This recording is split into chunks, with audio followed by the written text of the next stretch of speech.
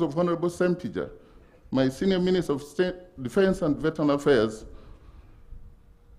who was caught by this demise out of the country and claimed to qualify or judge the deeds and achievements of Honorable Elly, is like a catechist standing to qualify and evaluate the deeds of a pope. Nonetheless, permit me to acknowledge that General Tumwine loved UPDF, and UPDF loved him too. The reason he has served at his topmost governing body, the High Command, the Defense Forces Council, on top of representing it in Parliament for over 3 decades, as you well know. And I want to proudly say, in my firm opinion, that nobody loves Uganda more than the UPDF. And as such,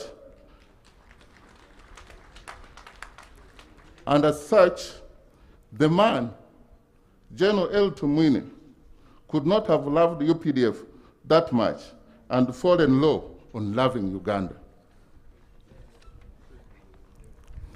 Dear countrymen, in your respective capacities and our esteemed UPDF, Uganda has lost a think tank of our contemporary times, because his historical role in the NRA UPDF and the role he played in our 1990s Constituent Assembly that promulgated our 1995 Constitution is evident.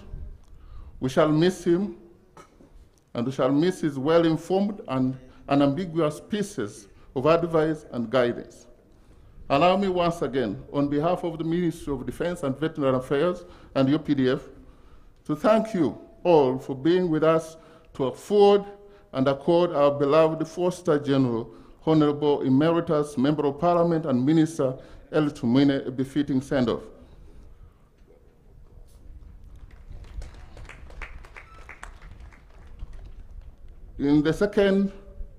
As 2 Timothy 4:7 well puts it, you have fought a good fight, you have finished the race, and you have kept the faith. Goodbye, Afande General Tumwine. And may God bless you all and the family, Jacob Oboth, for Honorable Sempija.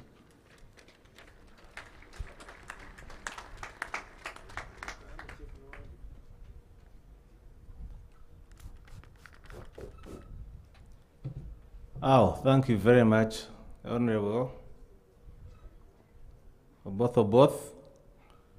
Of course, if I add on other words, I will be applying my biases, because lawyers speak so well. Allow me to invite Jolie, the wife of General Tumwine, to come and speak.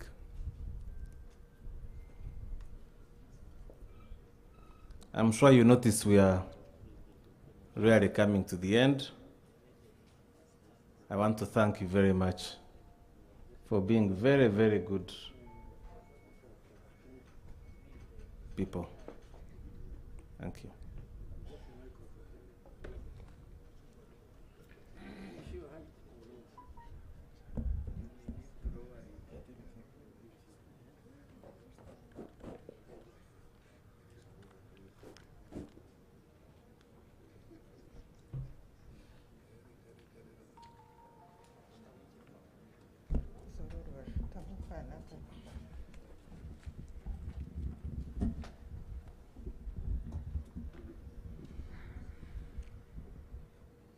Praise God.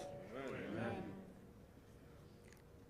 His Excellency, the President of the Republic of Uganda, Yoweri Kaguta Museveni, and the First Lady, Mama Janet Museveni, Right Honorable Speaker of Parliament, Your Lordship Chief Justice, Second Deputy Prime Minister, Honorable Ministers present, Honorable Members of Parliament present, Your Excellencies Ambassadors present, Your Lordship, Bishop Pleasant, the Chief of Defense Forces, and UPDF family. Dear celebrants, I thank you for showering us with your love and solidarity in these trying moments. I thank God for being an ever-present help, even in hour of need. My prayer is that we hold on to Him to carry us through. My thanks goes to the government of Uganda, led by His Excellency Yoweri Kaguta Museveni, and the UPDF fraternity for all the support we have received in this season. We are grateful.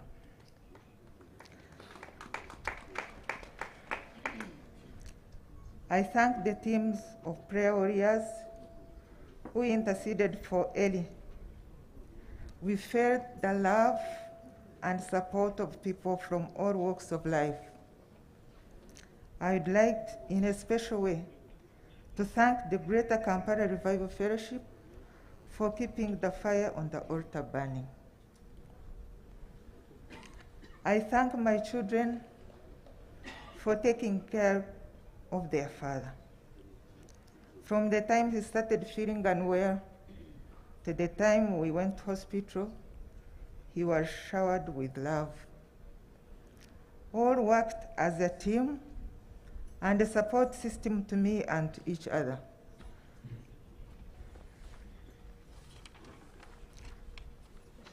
Special thanks to Daudi and Brenda Chituma for working well with the Nairobi team.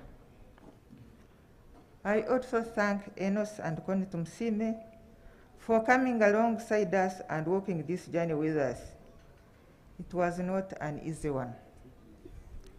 Enos is the one who convinced Elly to go to Nairobi for treatment, where he was well taken care of. I thank the medical teams of Murago and Nairobi hospitals, led by Dr. Mading and Professor Rule, respectively. They went above and beyond in trying to save Elly's life. Elly loved God. Elly loved his country. Elly loved UPDF. Elly loved his family and humanity as a whole.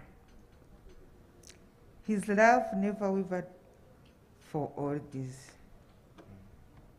He undertook the task in different offices he held with passion, diligence, consistency, and integrity.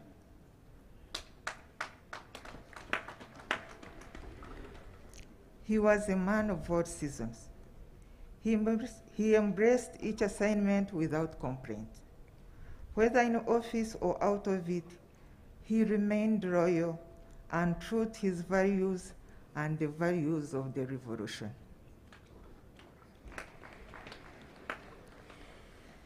He always said, do what you love what you do it to the best, and let God do the rest. And he did exactly that. We were blessed and proud of the great legacy he has left behind. It will never be erased. In the 35 years God gave us, I saw him grow in his walk with Christ. He was very bold in testifying about what God has done in his life, had committed to preaching God's word in his later years.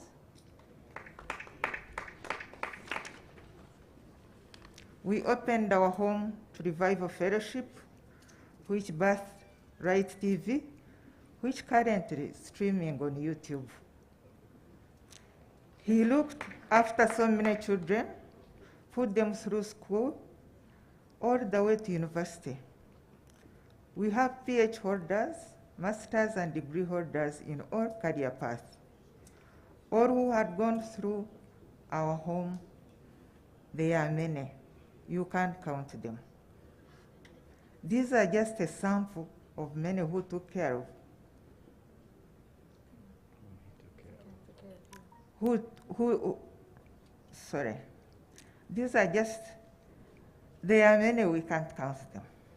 But we are grateful for his big heart and commitment to humanity. Elly was intentional in befriending his children. All our children truly experienced the Father's love, care, guidance, and provision. He always made time despite his busy schedule. I think you've heard the testimonies from his children, how he made time for them, how he took care of them, how he shared special moments with them.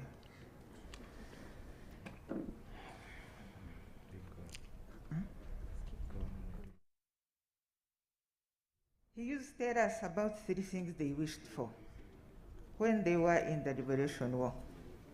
1, for the war to end in victory. 2, to be among the lucky ones to see the victory.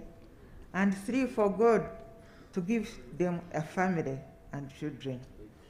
God granted him all the 3. We are blessed with children.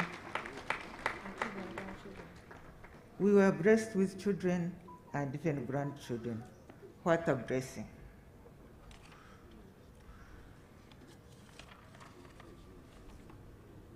He was a soldier for Christ, a liberator, a person who always stood for truth and fairness despite the cost.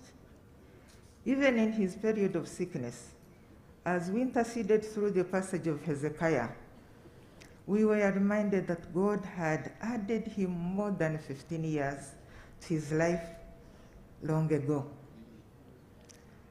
Through near-death experiences he encountered in his lifetime, he was struck by lightning, was bitten by a snake on multiple occasions, shot in the head, but he survived through it all. We thank God for his life and long life.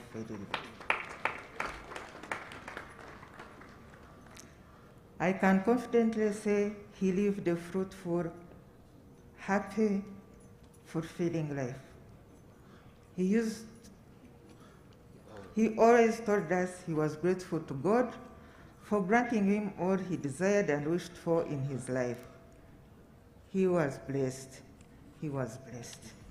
We are happy to have lived with a blessed man, and he had impacted our lives with such a blessing. Last but not least, I would like to thank God for the life of my amazing husband, Elly. He was a unique and a very rare human being who did things in his own way.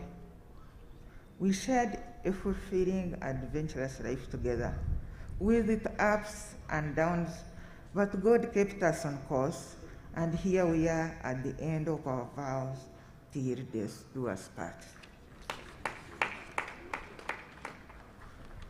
We will always be grateful for God giving him us, and we will miss him deeply.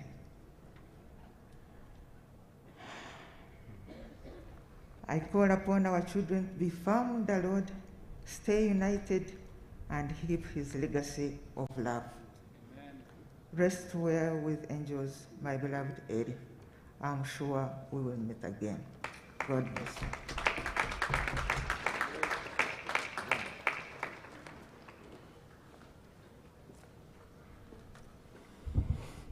Thank you, Julie, for those wonderful remarks. Your Excellency, sir, it is written in Jeremiah 17:10, and I quote, "I, the Lord, search the heart. I try the reins, even to give every man according to his ways, and according to the fruits of his doings." On this note, allow me to invite the First Lady, Mama Janet Museveni, and the Minister for Education to come and give her remarks or her eulogy. Thank you.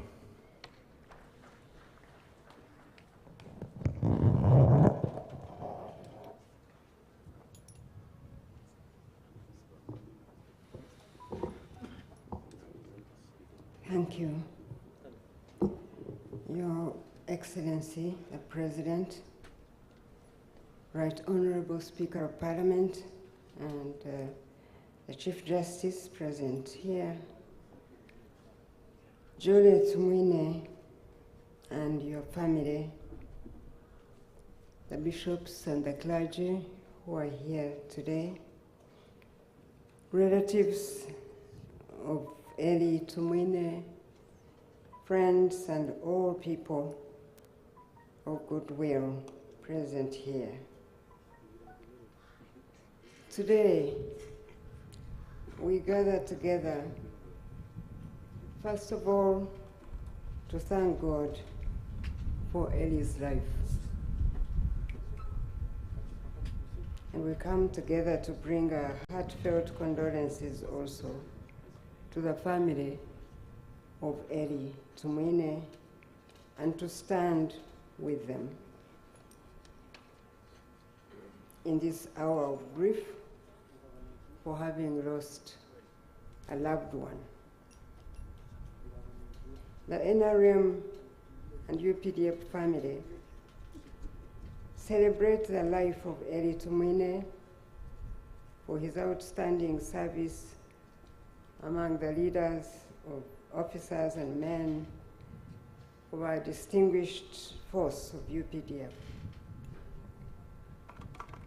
And for the family of Elly Tumwine, I know that there is nothing that can comfort you or fill the gap that Tumwine has left behind in your family, having been the head of that family.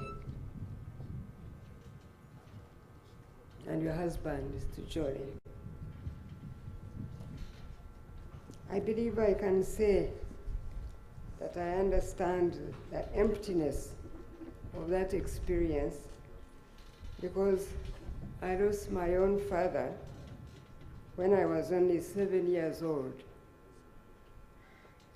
And I know the insecurity of a home without a father. But since I found Jesus, I know that there is a Father who will never die. And I'm so grateful to him that Tumwine's children have testified with their words there that they know that Father who will never die. That has been my faith foundation and my strength, having met that Father who can never die, who is with you 24/7, who promises that he will never leave you nor forsake you.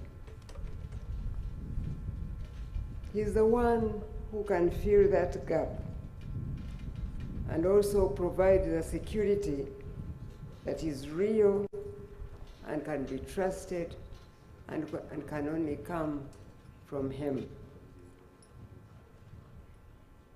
I'm happy to know that you know that Father Elly,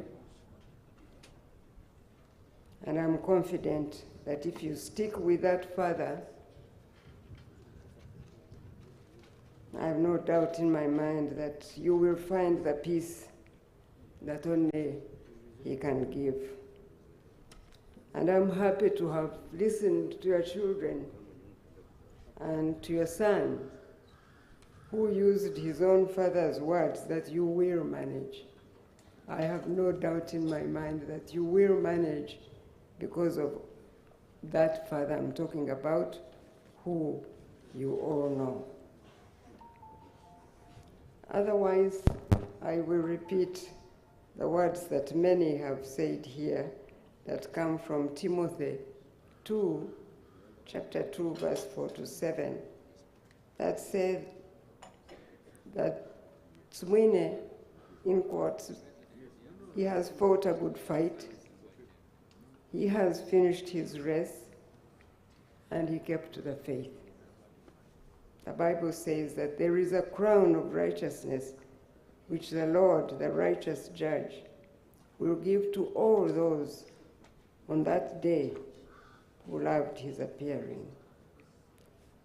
That is the only comfort we can all give you, Jole and your family. And they remind you that Tumwine is now in a better place. That will give you some comfort and some happiness. We all hope, as Mugume said, to go to that place someday, each in our own time. And we know that we will miss Tumwine, all of us seated here, but we believe that he has gone to a better place. And we're grateful that he has achieved his mission, as many of you have testified.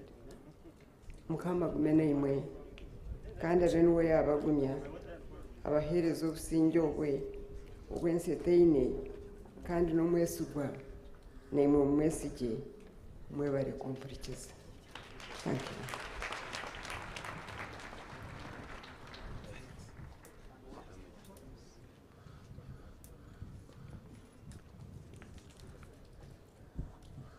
Thank you, Mama.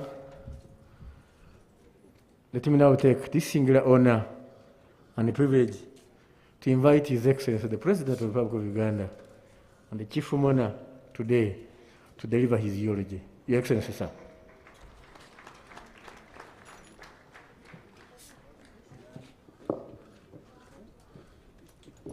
Right Honorable Speaker of Parliament, His Lordship, the Chief Justice,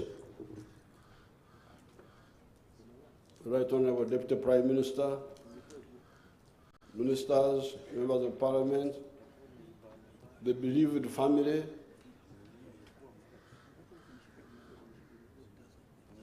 members of UPDF, members of the Diplomatic Corps, n'abakungu bazimwena abaze okukungubaga. First of all, I express on behalf of the NRM, of the UPDF, of the country, condolences to the family of General Elly Tumwine, to the widow, to the children, and to the family members. Accept our heartfelt condolences. Secondly, unfortunately, we have also lost some other people. We lost one of our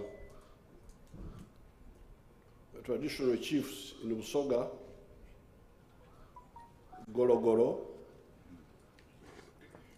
who was the chief of Chiguru. They told me about him the other day. We have also lost the Honorable Yona Kanyomozi, who was a minister in the UPC government, but between 1971 79, he was one of our contacts in Nairobi. He was not a fighter, but he was a contact. I used to pass by his office in ex-Telecom House in Nairobi. So I asked the mourners to stand up and to observe a moment of silence for the late Yona Kanyomozi, whom I came to know this morning as I was coming here, and Gorogoro. May the Almighty God rest their souls in eternal peace. Amen.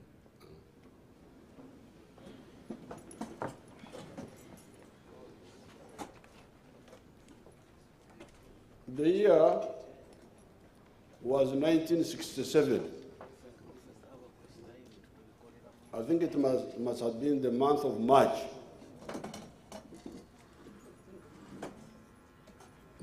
I had finished A-level in 1966, end of the year.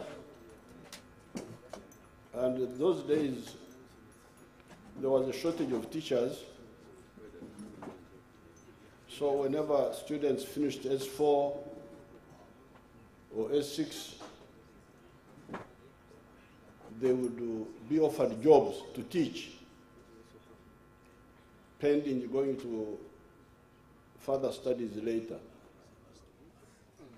The university those days would start in July. So you had time to teach from end of January up to the beginning of July. I had therefore got a teaching job. Initially, I went to Rukoni because I had already started my activism. Our activism, we were a group. It was not just me, we were quite a number. Our activism of wanting to cause socio-economic change among the traditional society. I hear some people calling those people peasants. Those people are not peasants. Some of them are actually rich, but they were still living in the traditional way of korra echida kyonka, working only for the stomach. That was the problem.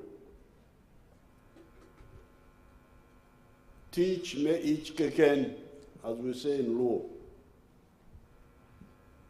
So I had wanted to I went to Rukoni.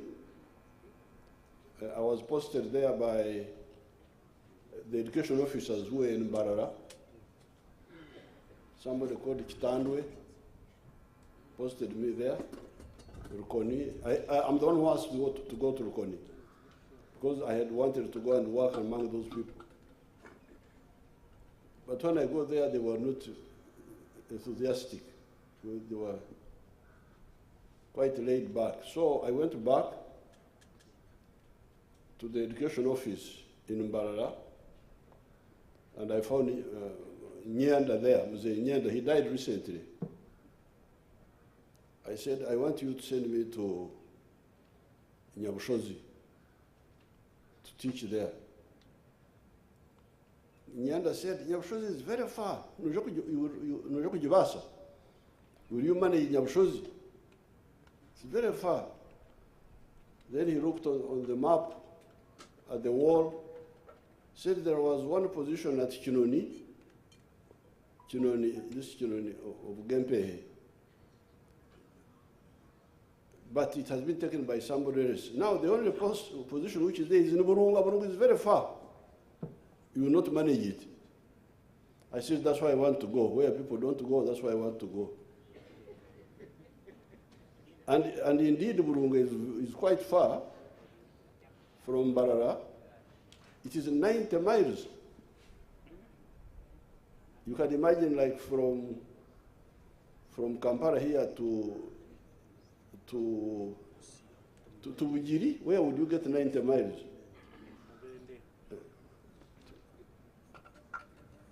Igang is 75. It must be like Bujiri. That's how far it is. So I said, no, I want to go there. So he posted me there. It must have been March, because I had spent a month at Rukoni. Now, when I got there, I found these people actually were semi-traditional.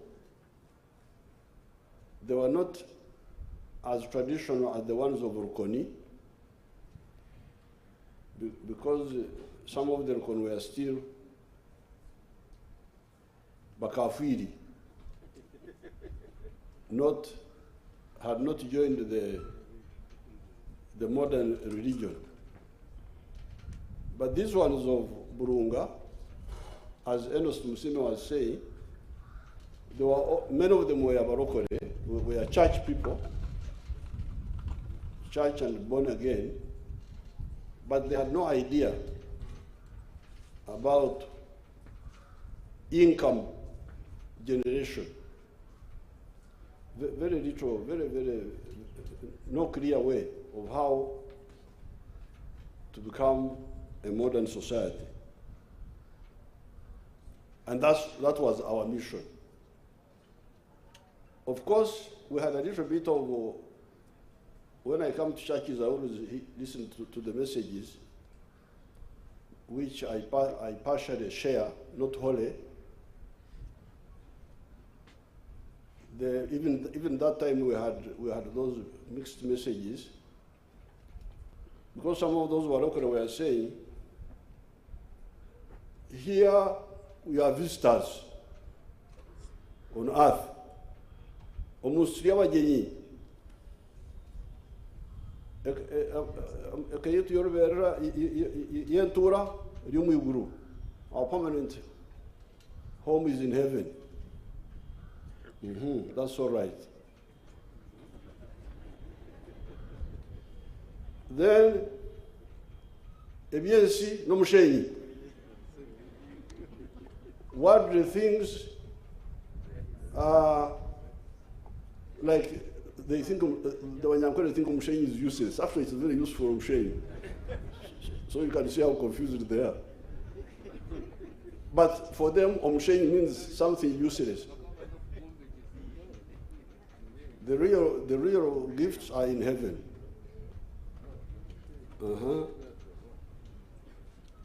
So, what do we do? Like my late father, Mzee Kaguta, died when he was 97. Now, to get a visitor of 97 years, he's just a visitor waiting to go to heaven.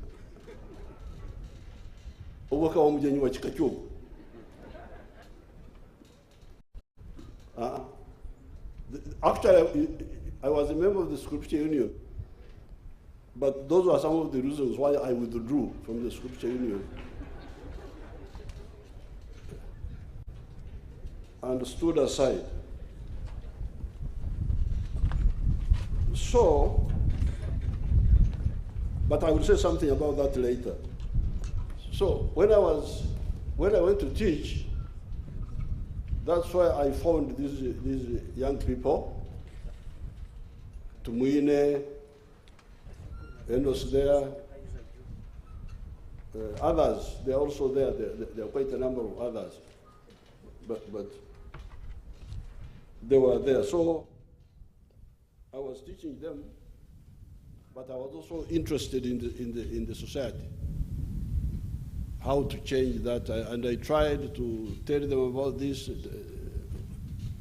It's a long story, but that's how I came to, and this Tumwine actually one day followed me. I went and I spent a night at one of the younger people called Bwandanda. He was somewhere there towards the river. And I was telling him about socio-economic transformation, commercial farming, doing commercial farming with Echibaro. The message we are giving now, this PDM, Parish Development Model, that's what we are telling them. So that's where I saw Tumwine as a student. I think it was like in P7. I think Enos was in P6 or something like that. There was a brother of Enos called Enoka. They were quite, and other young people. So that's how I first saw Tumwine. And Tumwine followed me at Wandanda's place. He told me later that he had me, I didn't remember, but he told me that he had me preaching to this Wandanda man about socio-economic transformation. Now, much later, 1979, when we captured Mbarara, you heard how we started recruiting that big number of recruits, 9,000 of them, whom we recruited in that area. And Tumwine was one of them. And then we said, people who have finished O level and above can go for officer cadet school in Monduli, in Tanzania. The ones from Fronasa, the ones from Obote's group, Chikos Marum, but I think they also included the new recruits. That's how the Katumbas joined, who are not part of Fronasa or Chikos Marum. So they went to Monduli, 300 of them. And then other people went to Jinja for senior NCO course. People like General Ivan Koreta and General Sare, they went for senior NCO course. Then they were also commissioned when they came out. Now, our politics was not settled, so we had to now prepare for a new fight.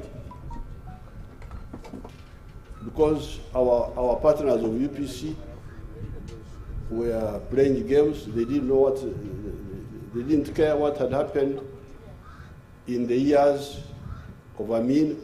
They wanted to start again. We warned them, I don't know what they thought. Then we started planning for a new fight to really see how to rescue this country, because life was so insecure. People were, it was heading towards the darkness. People didn't care about life. Now, when we attacked, now that attack of Kabamba, and I don't know how I will link up with the church people so that we can talk the same language. I don't know whether I will write a small document. You see, my experience, I have seen two things. First, and I keep telling Mama, because in the book of Genesis, God created us, you remember on Saturday, that gentleman Adam, you remember that Adam? Created him on Saturday, and his wife, I think a few hours later.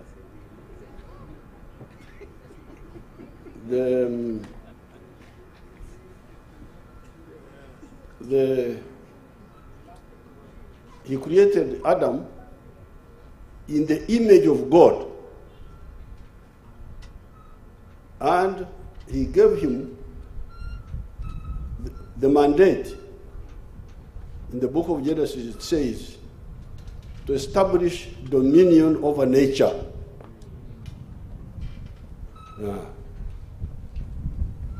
You are not just a creature, you are not like the cow, you are not like the goat, you are not like the pig. You are created in my own image of God. And I command you to establish dominion over nature. That is really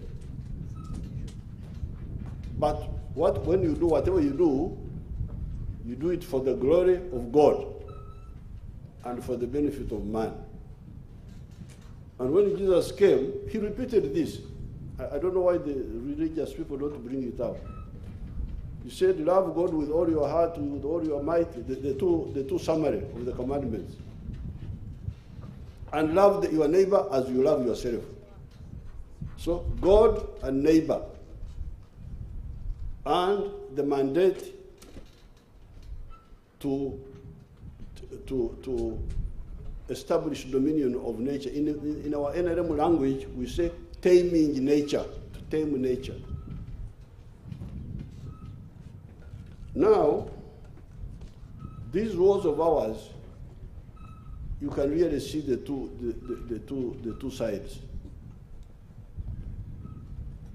And even our traditional people, they say, Rubare mbera, nembero kwotadde.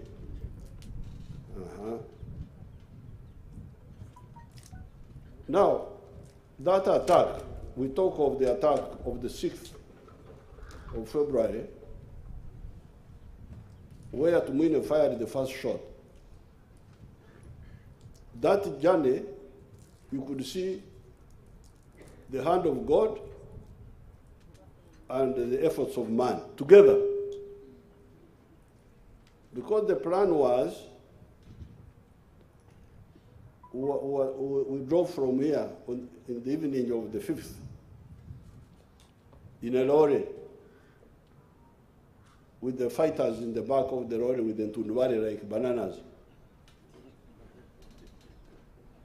And the plan was because we had internal collaborators within the barracks, get to the quarter guard, the gate, and deceive the gate man.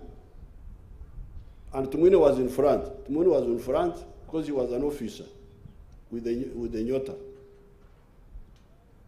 To say, we are bringing supplies to you people from the headquarters. Then from the quarter guard, drive, recently my daughter who is very much interested, Natasha, I told her to go and measure the distance. And she measured it. I think it is 400 and something meters. So that we deceive the gate man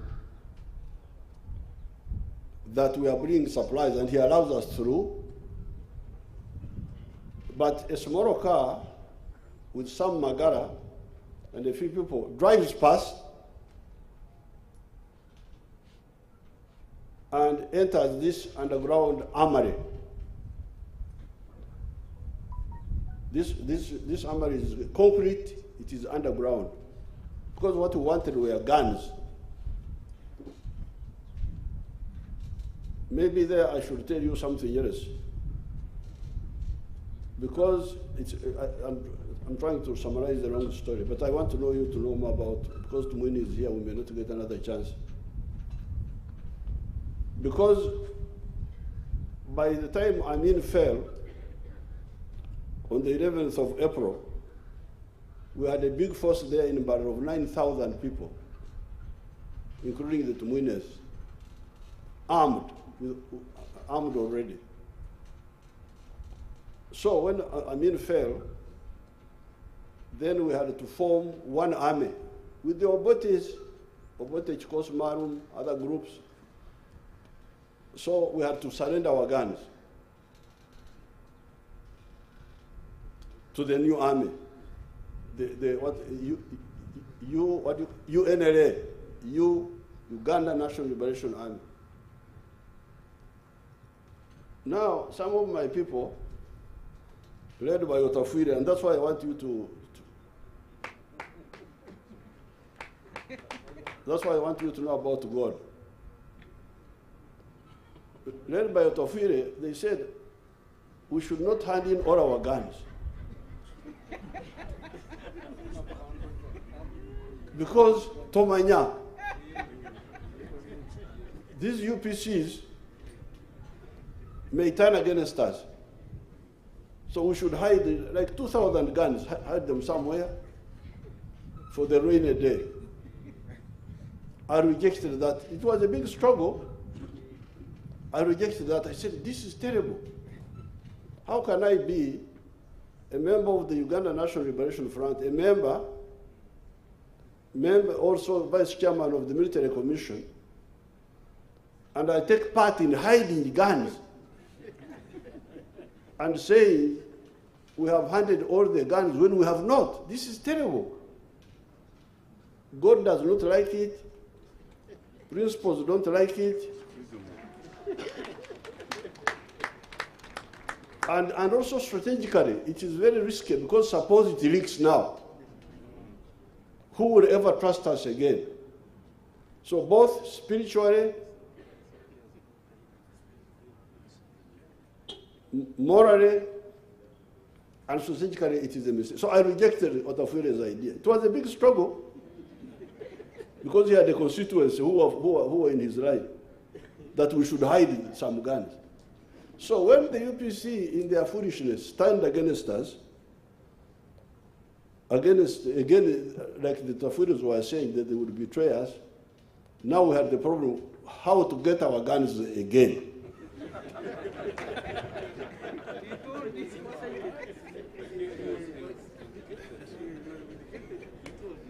So, but these army officers of ours who had joined the joint army, they knew where these guns were. One cache, big cache was at Kabamba. Then the other one was at Masindi. Then there was Mubende. Then there was Nakasongora. So when we analyzed, we found it was easier to capture the guns at Kabamba. And that was the whole operation. Come with 2 cars, two vehicles, a lorry with the force in the back, a pickup with some Magara and a few other people. Tumwine engages the people at the quarter guard in a friendly way. When while the pickup passes and enters the underground, and we timed to attack at 8 a.m. in the morning. Why did we time 8 a.m.? Because first of all, there was a very big force there of trainees by the Tanzanians. I think there were like 2,000 being trained. But we knew that by 8 o'clock they would have gone away to train. They would not be in the barracks. That was number one. But number two, the armory would be open. The armory people would be cleaning and so on and so forth. So the idea was, we come, the fighting group is in the back of the lorry. I think the lorry was being driven by Rutaya. A couple of Magara bypasses, enters the armory by surprise, and then we get the guns and load them.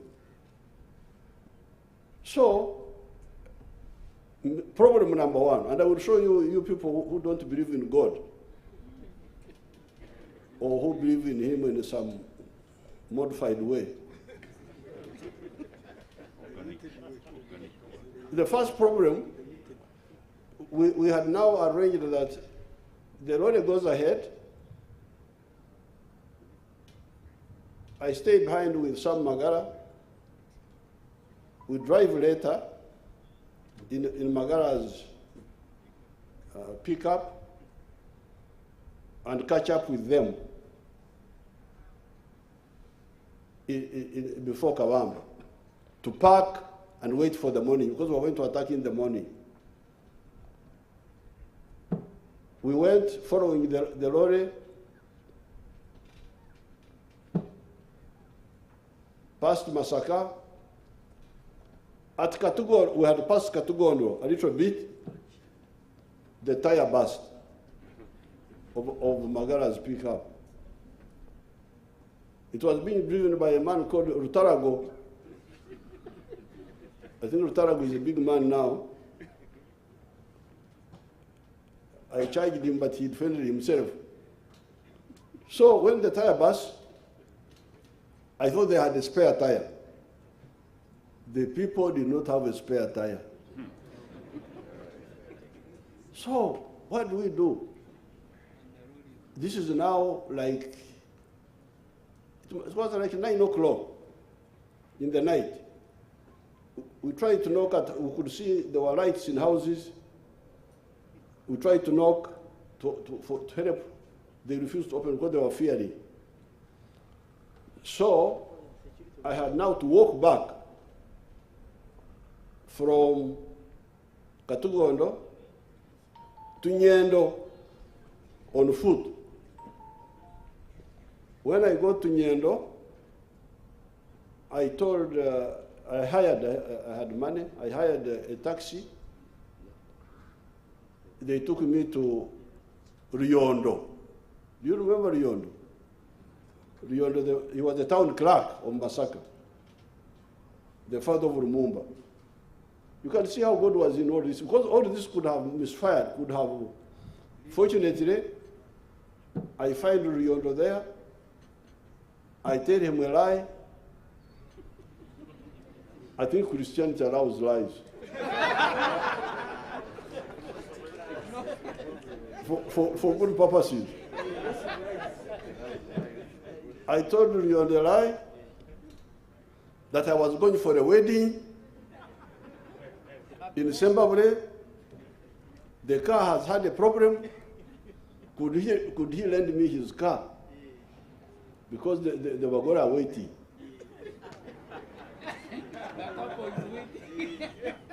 Riondo gave me his, there were vehicles called Peugeot 304. Gave it to me. I drove, got to, now Rutarago says, I thought I had gone back alone. But Rutarago says we went back together. That one I don't remember. But anyway, we went where the pickup was.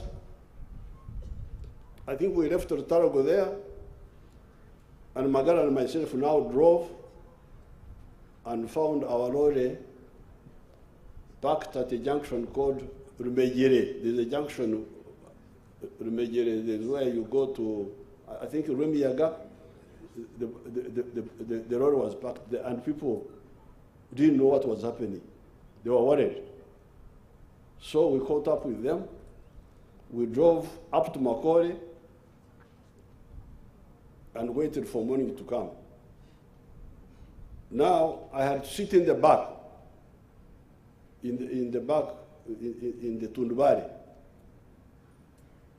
because I was a bit well known. I had been a minister and so on. So these soldiers would have suspected me. So that's why Tumwine sat in front to deceive the quarter guard man, and we go. So that first firing actually was a mistake. When Tumwine fired, it was a mistake. He should not have fired. And even people were a bit angry with him. Because when the lorry stopped at the quarter guard, me, I was in the back. I had the vehicle of Magara passing, going to the drive-in. Then I had a shot. So when Tumwine fired, there was a Tanzanian corporal who was near the armory. He had the shot. He saw Magara's vehicle rushing. He went inside the armory and got a machine gun. So by the time the group went there, the man was already in, and this is a concrete bunker. So after we were blaming Tumwine that he had panicked. He should not have fired. He should have wrestled with the man physically until we had entered the armory. But this is where I want you people to know, you non-believers. Actually, this was God who did this.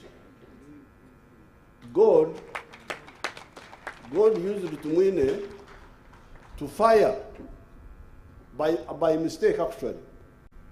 But it was God's plan. Why? So anyway, to cut a long story short, when the Tanzanians got in the armory, our people could not get in. So the big guns which were there, we could not get them. They briefed me. I remained here at the quarter guard. They briefed me. They went in the houses, captured vehicles, captured guns which were in the houses. And I decided that now, let's move on. Because if we stay here, the government army may counterattack. So we got like 8 lorries, drove and put in some of our recruits, of our people, Kabamba, who were collaborating with us, like the late Brigadier Kanyankoro. Kanyankoro was training, part of the plan, but it was training. But there are others who joined us. And we drove through Kasambia. Then we branched Nabingora, Chenjojo, Kagadi. Then we turned, came to this Chivare, Karuguza, Isimba. We went capturing guns from petrol stations. And by 2 a.m. we entered Chiboga town, where we had some collaborators. And went and camped at a place called Kagobe. This was now the night of the 6th. So the following morning, we were in that Chiboga Hills, those Chiboga Hills, but we had few manpower. We were only about 40 something. The ones who had guns were 27. So the 8th were there. On the 9th, the Tanzanians attacked us. And that's why I'm telling you about God. God used Tumwine to spoil the plan so that we don't capture the guns, and the guns are then recaptured by the Tanzanians because we had no manpower to carry the guns. That's why I'm telling you that really God works in amazing ways. So, although we had some argument with Tumwine, but we said, okay, we shall arrange again. Now, to cut a long story short, on New Year's Day, 1985, 5 years later, we now came back for the same guns.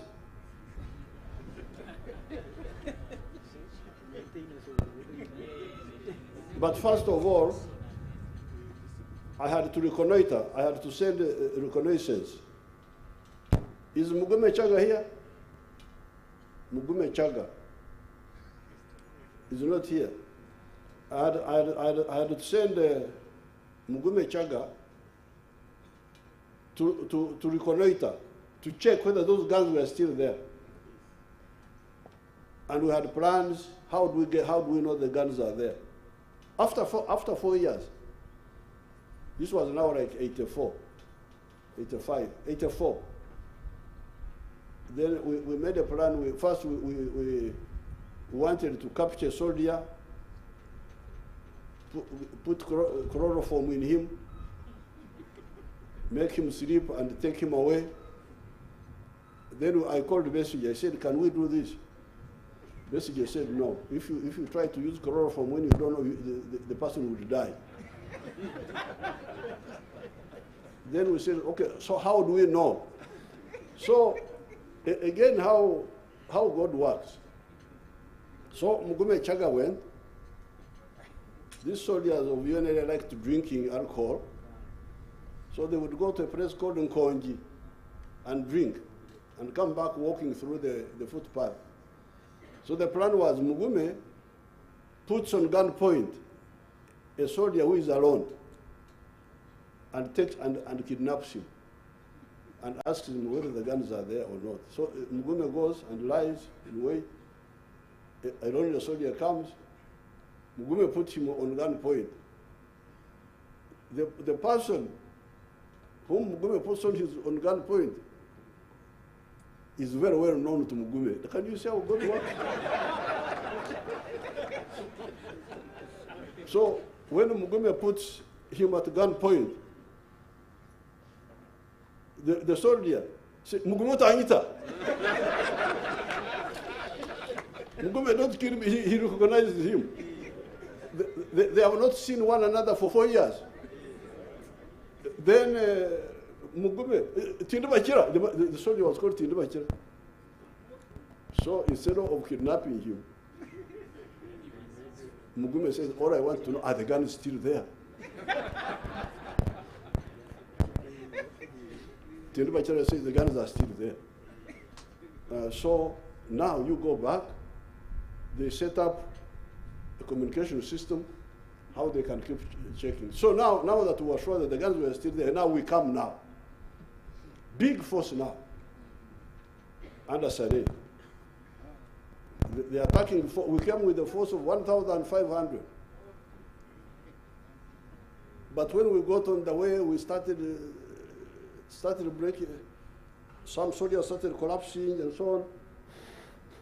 So I decided to cut them into two.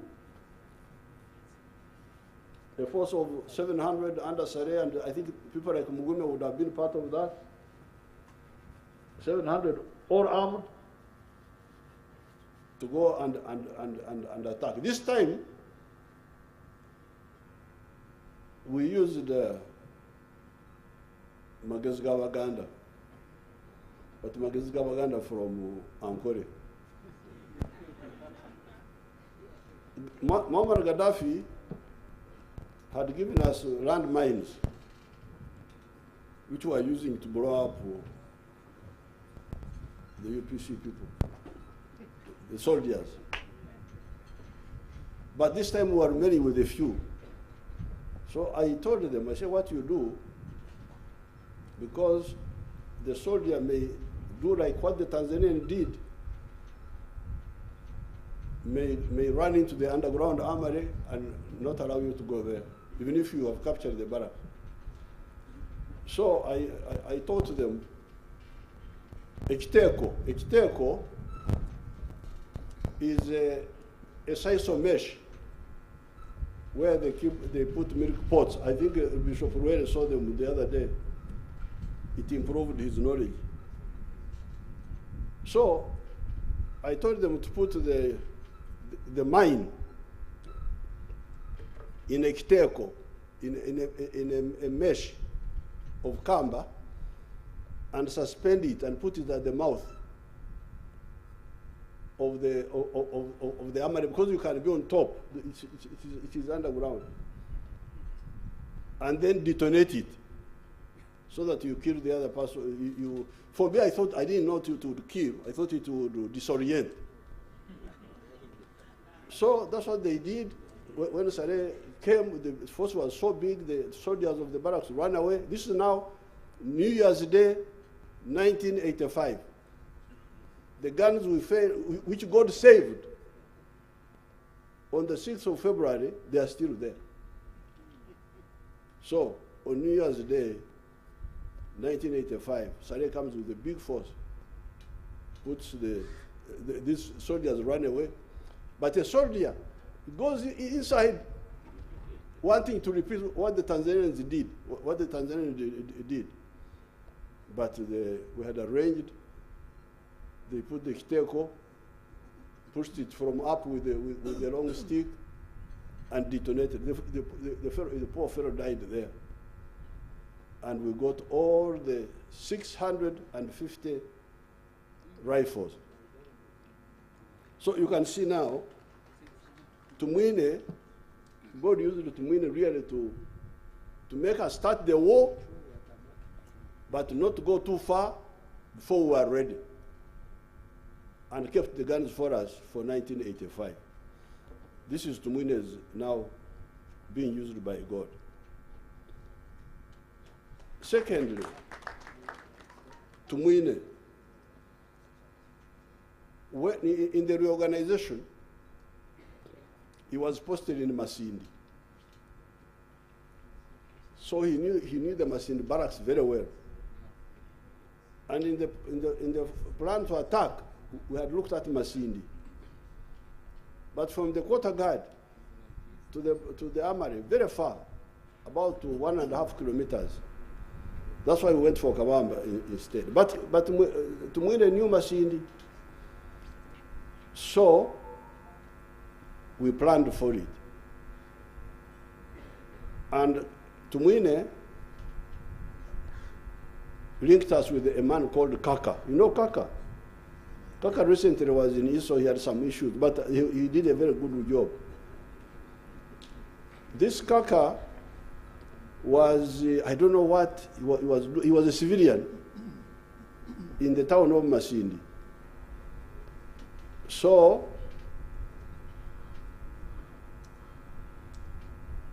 Tumwine told us there is a contact called Kaka. We went and got him. He came and joined us. I don't remember how he came, but when he came, we found that Kaka knew Masindi. Now, among the people working in the barracks was a grass cutter. This grass cutter knew everything about the barracks. He would sleep there, he would cut during the day and go and sleep outside. Now, Kaka recruited this one. So again, we knew the guns were there from the grass cutter. But the problem was, how were the barracks at night? Because we were going to attack very early in the morning. Were the soldiers ready? So again, I sent him Mugume Chaga, you go. He went. He went, and the soldiers were coming from drinking. He joined them and went and stayed near the barracks until morning. There was no alert. So we came. Masindi was a big success. We had 760 guns from there. This is Tumwine's work, Masindi. So therefore, and Tumwine, you have heard his gifts about music, about all those ones. I'm not very clear myself. But the transformation and the love for the Ankole cows. I remember Tumwine coming to Kisozi with these children. They were young, they were two. There was the boy and the girl and the boy. I think the girl was older. When you came to Kisozi, who were the girl? Who was the girl? Stand up and I see you. The Kisozi one. Oh, that's the one. And then there was a boy who was younger. So, Tumwine and all these other people have joined the socio-economic transformation of that rural area. And I'm sure when you go there, you will see what they have done. And therefore, people who are insulting Tumwine, they are wasting their time, because Tumwine is somebody who has accomplished. Is somebody who has accomplished so much. Now, coming to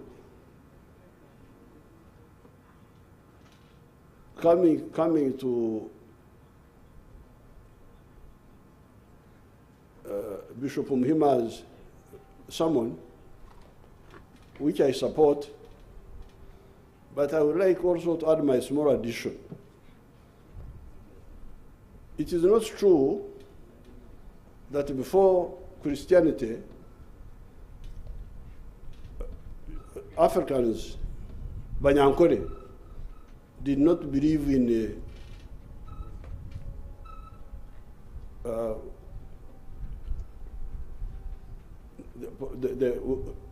continuation of life. For them, they believed in continuation of life. What do you call it? Perpetuation? Perpetuation of life. They believed in perpetuation of life through the children. When you have children, you are eternal. That was our eternity. So, and I don't think it is correct to dismiss that. Because the Banyankole knew that if you did not have children, watweka entreche, your lineage is terminated. So therefore, I think the religion should find a way of accommodating that. Posterity through children, eternity through children. Like Tumwine has not died. He's here. He is abundantly here. He was one, now he has got I don't know how many people there. That's number one. Orzaro is part of eternity. Secondly, the Oktunga.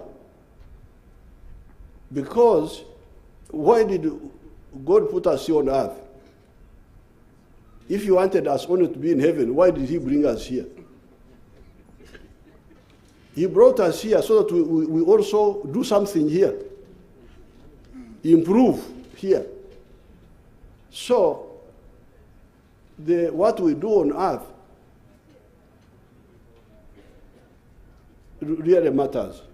So I think the church should find a way of encouraging that. Because if we don't do that, if we say, if you are rich, you are going to die. If you are poor, you are going to die. So what do we do now? We should all be poor so that we don't waste time.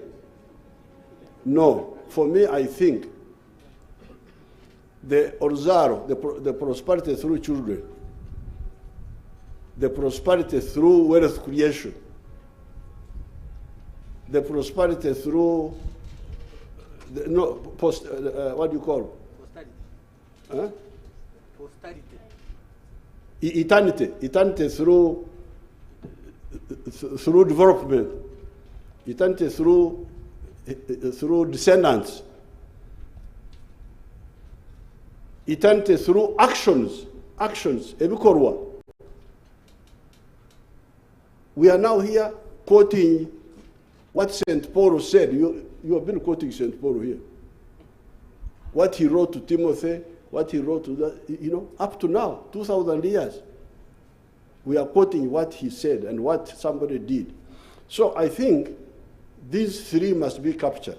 Eternity through children, eternity through development, eternity through actions, good acts.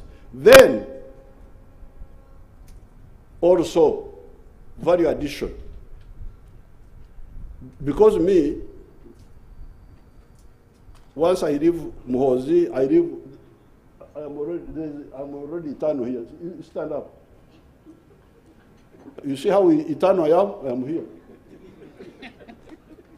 When I die, this person is here. She's called Kokundeka. She's called after her grandmother's name. But why should I only go through Kokundeka and end up in Gehenna? I think that's what you should tell me. Why don't I also take that branch? And while the Kokundekas are continuing here, I also go to heaven. That very addition I totally support.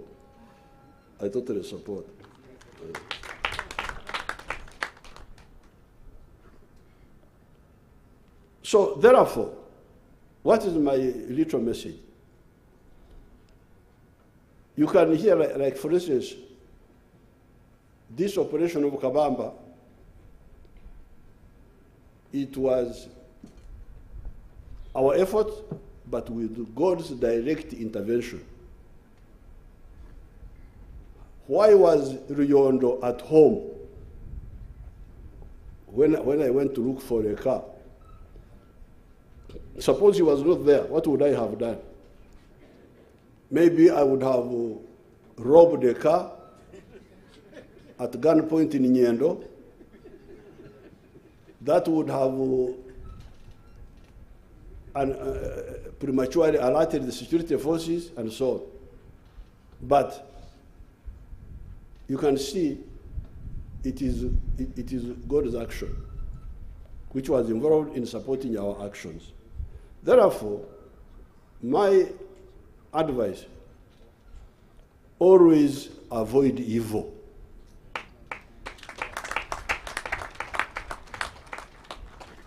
Like resisting Otafuire's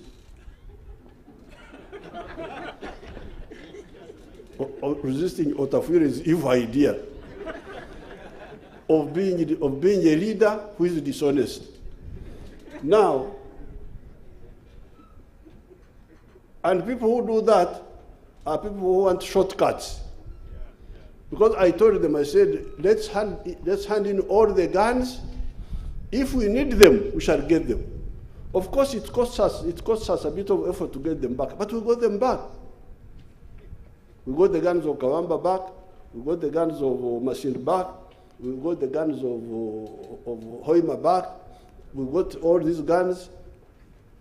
So therefore, my conclusion, really, from watching what I've been going through, is avoid evil, believe in God, and as Tumwine was saying, do the best, do what you like, what they were quoting, God will reward you. Finally, Tumwine was a resilient man, because he was injured badly at Bukomero. I had gone out for a few months. When I came back, I found he had been injured. He was injured. He was brought by our network. Dr. Gwasaze, there were people who were looking after him. Dr. Gwasaze, they looked after him until he healed and came back and joined us. He didn't say, because I've been injured, let me stay out. No. He came back and continued, and has been continuing. And it's not only him. Sare was injured in both. All these men of these people, some of our people were injured. So that spirit of patriotism, of sacrifice, you, the young people, you should learn from it. Now, finally, you can see the family now. The other day, I was on Patience's function, who are looked at as the Banyang, you know, those Banyankore are fond of. Don't worry about them, Johnny. Don't worry about those fellows, these Ugandans. Because when we were fighting, I mean, especially the Banyankore, for them they have a problem with their mouth. When we were fighting, I mean, they were calling us Everare, that we were Everare. Vagabonds, that we were vagabonds because we had left jobs. A job of working under you call it a job. For us, we were despising those jobs. But for them, they thought that to be clever, you had to be under whether they kill you or what. For us, we decided to fight. But we fought. By the time we came, we heard what they were calling us. We are now no longer Ebrare, we are now Moses. We had changed from Ebrare, from vagabonds, we had become Moseses, we had become David who killed Goliath. Now, so children, don't think about those fellows who are talking nothing. The Ntungamo people have got their bad ways of talking. We are Gambok Shankena. Just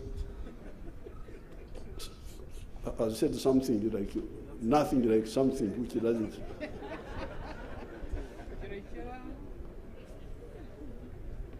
So I am here to give this little testimony on General Tumwine, dying at 68. He was still young, but he had achieved a lot.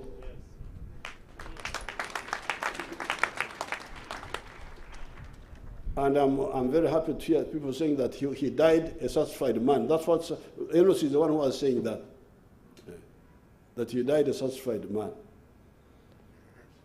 So, with these few words, may the Almighty God rest his soul in eternal peace. Thank you very much.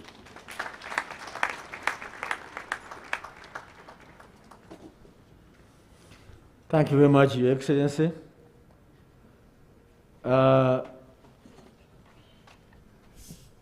Allow me, sir, inform the distinguished mourners that after the anthems, we shall depart in reverse order. And then, before that, the church will see us out of here. And then the body will fly to Remkoma, where service will start this afternoon. Then tomorrow, the final farewell. Church will start at 10 in Remkoma, and the burial will be done there. Those who carried their wreaths, we do apologize that we couldn't have all of them laid, but we shall register them and arrange them at Remkoma to be laid. Thank you so much, Your Excellency. Now I hand you back to the church.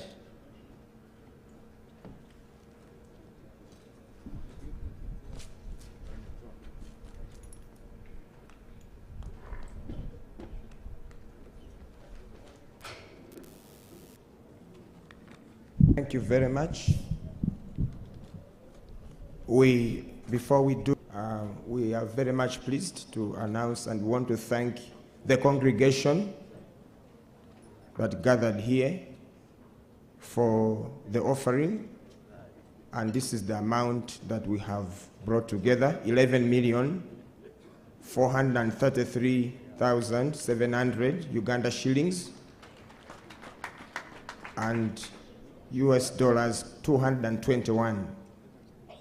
We want to take this opportunity on behalf of All Saints Cathedral Kampala to hand over this money to the family of General Tumwine. May I have a representative, preferably Daudi, to come and receive this money right now as we hand over to the family this contribution. As we prepare for that, we are going to have the anthems, and then later on we'll have our recessional hymn.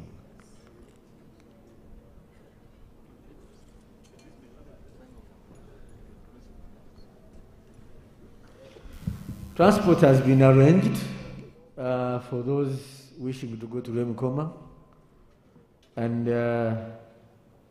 Colonel Nabo, the UPDF Director of Protocol, is aware about the vans. Please get in touch with him, and you are advised how the vans are going to move and when. Thank you.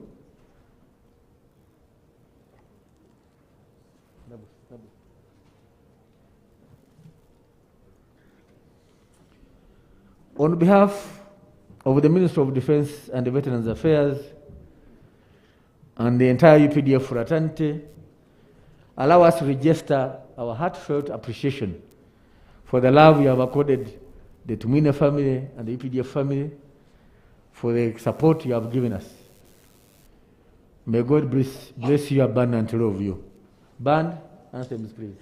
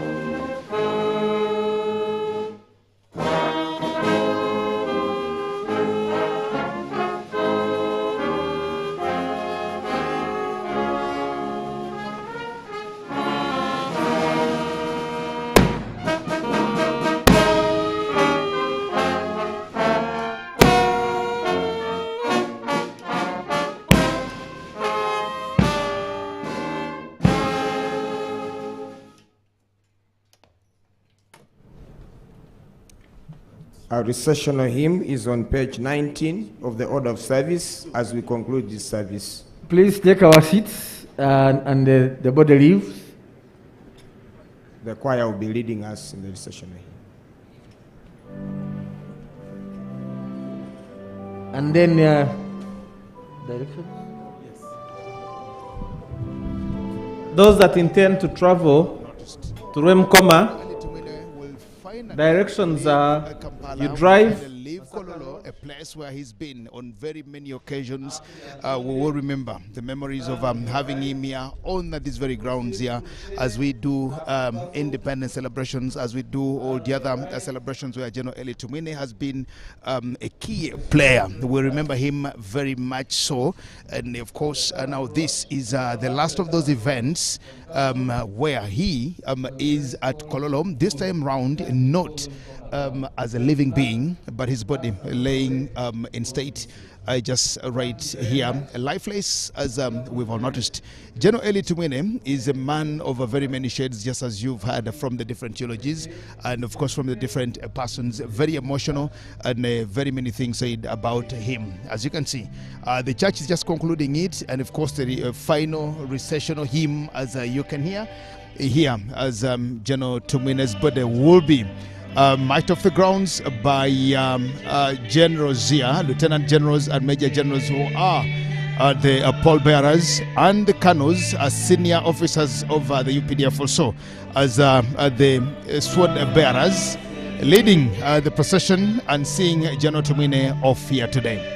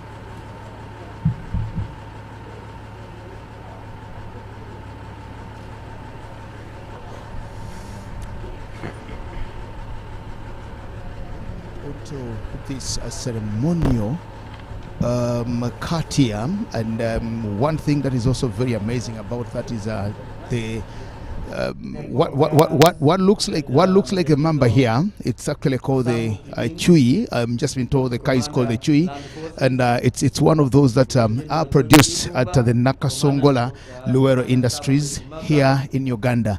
Now these are the new vessels that of course are replacing the mambas, and so this is typically Ugandan. I'm only thinking that the spirit of General Elly Tumwine must be content and of course very happy that a man who loved Uganda, a nationalist he was, a Pan-Africanist as he was, because we were just told by the doctors that he had even decided not to go out of this country for any treatment and management. He wanted to die in Uganda. So if all this is being done to him, and the cart, the mamba, I've called it mamba, it's called chui, on which is actually being driven, his body is being driven, is Ugandan made. I'm only thinking that the spirit of General Elly Tumwine must be happy and content about that.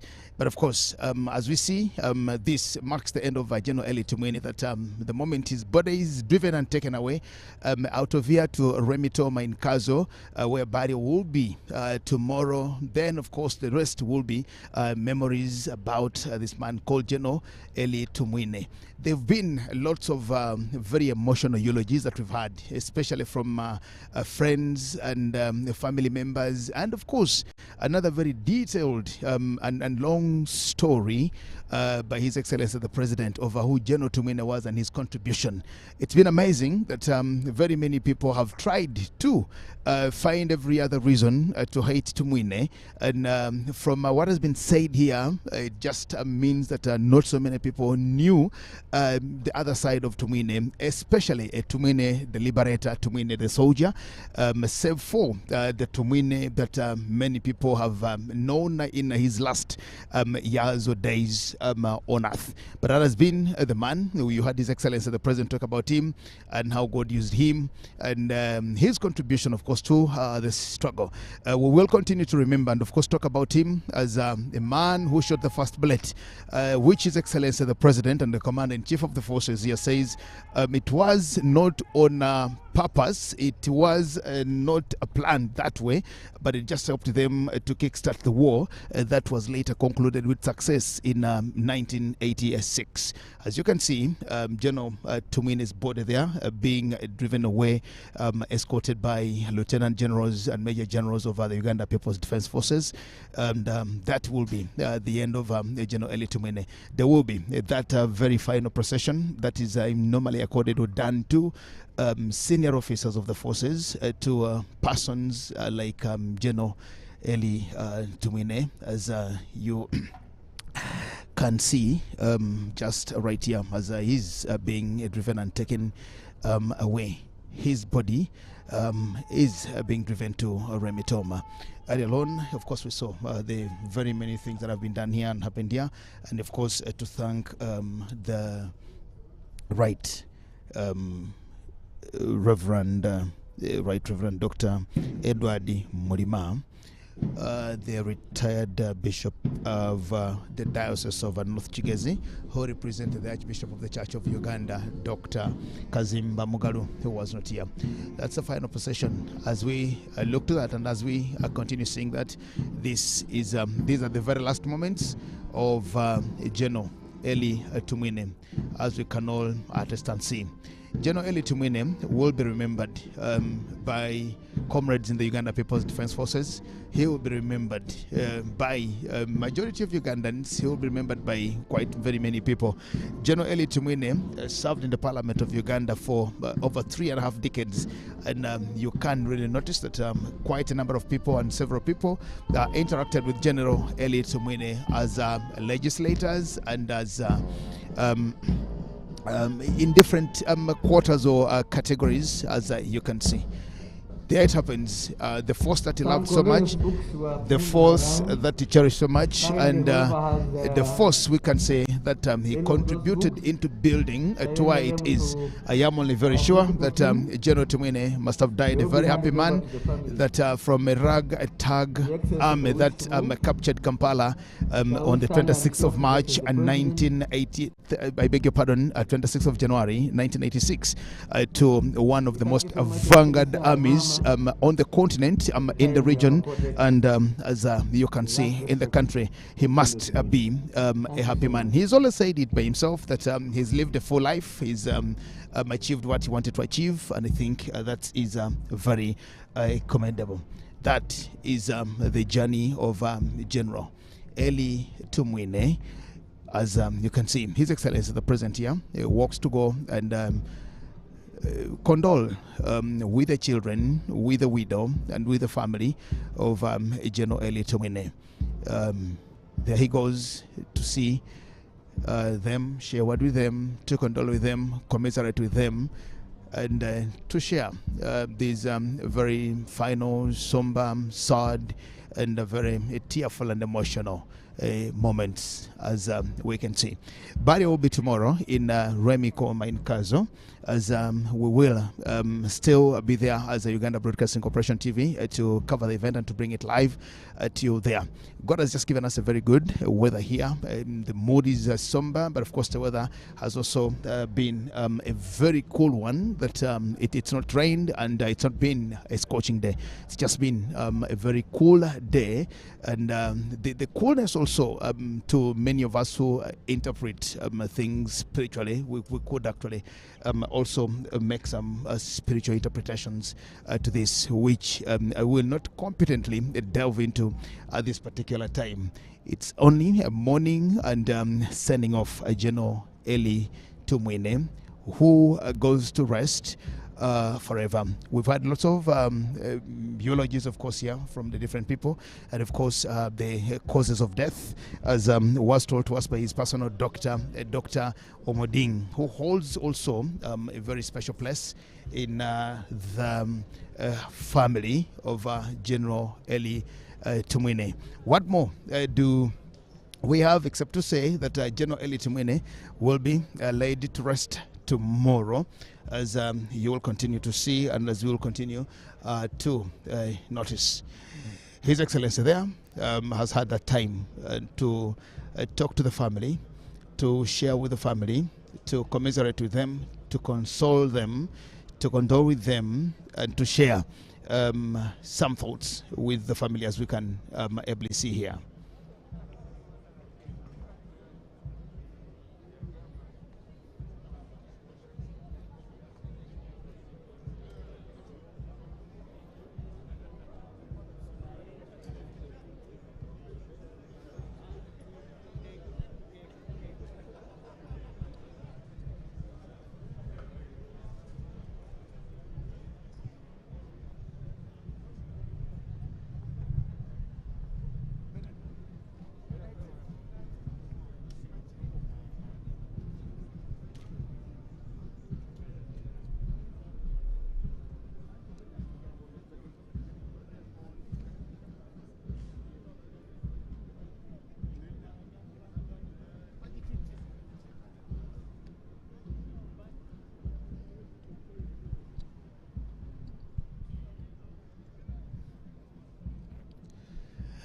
Ladies and gentlemen, once again, we appreciate and thank you so much for being a part of the coverage here at Kololo Independence Grounds.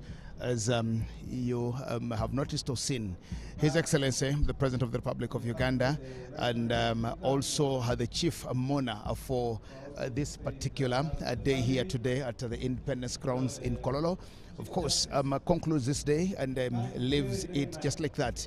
The rest of the persons here who will be traveling to Remy Koma to go and finally lay General Elly Tumwine. As you can see, lots of things have been said here, and of course they've been very emotional. There have been very emotional eulogies from the family, from the friends, from the people who of course knew General Elly Tumwine. I just said it, that yes, the General Elly Tumwine that many people are struggling to hate, even in death, may not have known much about Elly Tumwine, but we only think that because this was the only moment and this was the only day that many of these things could be said about General Elly Tumwine. We heard from the family, we heard from the friends, and of course we heard from General Yoweri Kaguta Museveni, who at one time taught Elly Tumwine as a very young boy, recruited him, took him for training, cadet training, and of course he mentored him and trained him and brought him into the force, as you can ably see. So we want to just appreciate you as you get to know, General Elly Tumwine's body is just going to be airlifted to Remy Koma in Kazo, as you can see, with one of the UPDF choppers just right there. So very shortly, his body will be taken to Kazo district, and of course, Barrio will be there. We just want to appreciate and thank you so much for being part of today's broadcast here at Kololo Independence Grounds. My name is Jagenda Isemakola Ziksoka. We thank you all, and of course, the team that has been here and there this particular day. We only can say fare thee well to General Elly Tumwine, and to say he's only gone before all of us, but this is the way that we will all go for God and our country as well, you can see. Now that's the procession, like I told you earlier on. His body is being taken and of course escorted on the Chui car here. I'm actually calling it a car with all the reservations, but these some of the machines that are being produced at the Luero Industries in Nakasongola. This is what now replaces the Mamba, and I've just been told it's actually called a Chui. And it's one of those, of course, that they use for such celebrations or such ceremonies when a man of the stature of General Elly Tumwine has died. His body is going to be airlifted in that particular military chopper, as you can see, and of course, that's what I'm doing.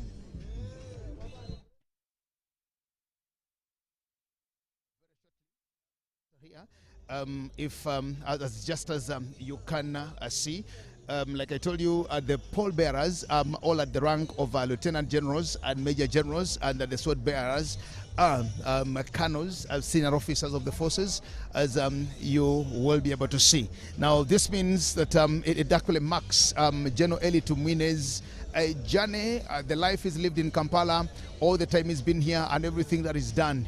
We are seeing him finally. They've not been moments of making views onto the body, but of course just seeing his casket lay here with his lifeless body, now being taken and of course flown out of here to Remikoma in Kazo district. This particular ground here will remember General Elly Tumwine for the very many years, for the very many things, and of course for his service to this country. We will remember him that many and most of the times, of course, when we celebrated national events, national public holidays, just right here at Kololo, General Elly Tumwine was here. He was the master of ceremonies for the Chancery for very many years, and you remember very well that Mr. General Elly Tumwine was one time dubbed as maybe the minister for meadows, or the captain of meadows, or whatever it is for meadows, because always it was him as the master of ceremonies of the Chancery, reading out the very many lists and names of the medalists on these very grounds. And it has been at this particular ground here today where General Elly Tumwine has had his final journey as he goes. The rest about General Elly Tumwine shall be, I just talked about. The rest about General Elly Tumwine is what we will read in the books. The rest about General Elly Tumwine is what we will continue to hear from the people that grew with him, that worked with him, that served with him, that did many of the things with him, as you can see. Very shortly, General Elly Tumwine's body will be flown out of Kololo here, taken to Remikoma in Kazo district where Barrio will be. General Elly Tumwine, like we said, has been a man of very many shades, and he will be remembered for very many things by, of course, very many people. Those in the performing arts industry will also have something to remember about General Elly Tumwine, because he's been one of them, performed with them, and of course done quite a number of things. And very uniquely, that you notice that General Elly Tumwine also inspired very many other young officers and men in the Uganda People's Defense Forces to get into singing, to start singing, and of course to energize the band that was there. He loved singing, he loved doing it, and to many of us who have been with him on many of these government functions, we will remember very well that there is a particular song that General Elly Tumwine loved,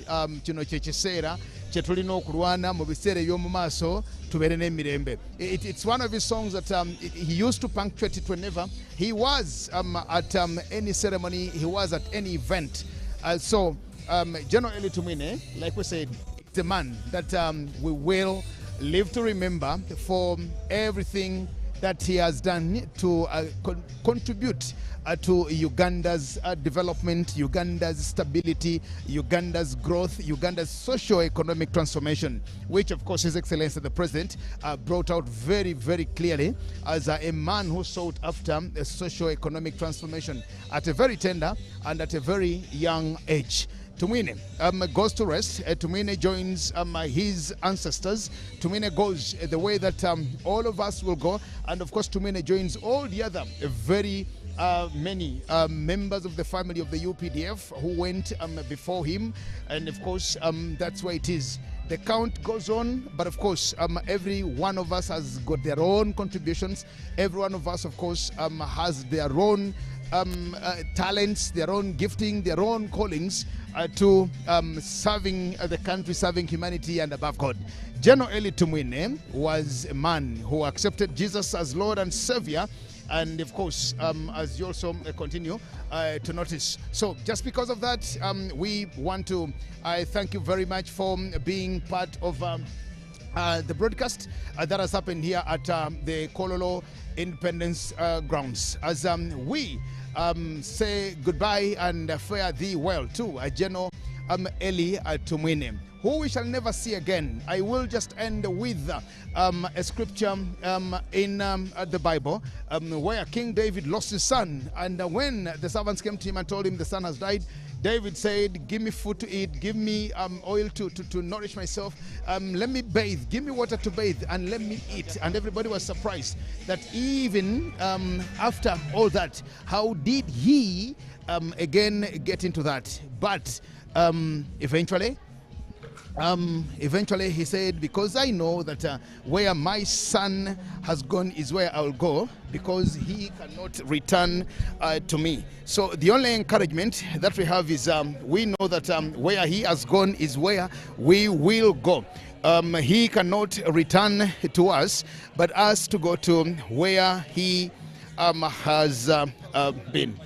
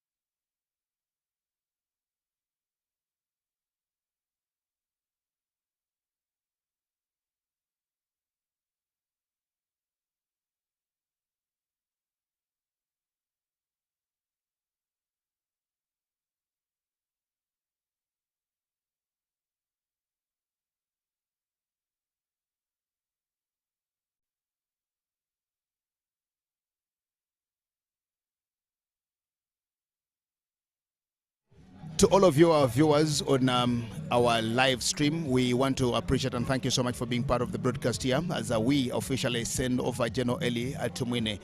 It's been a very long day, a very somber day, and of course a day full of eulogies and lots of things that many people did not know about General Elly Tumwine. This marks the end, and of course the journey of General Elly Tumwine here. His body is being airlifted to Remi Koma in Kazo, where he will be laid to rest tomorrow at his ancestral home in the western part of Uganda. We want to wish you all the best for tonight, and wishing that we will see you and be with you and again enjoy your company tomorrow as we get to Remi Koma. Forgotten my country, stay blessed, and fare thee well, General Elly Tumwine.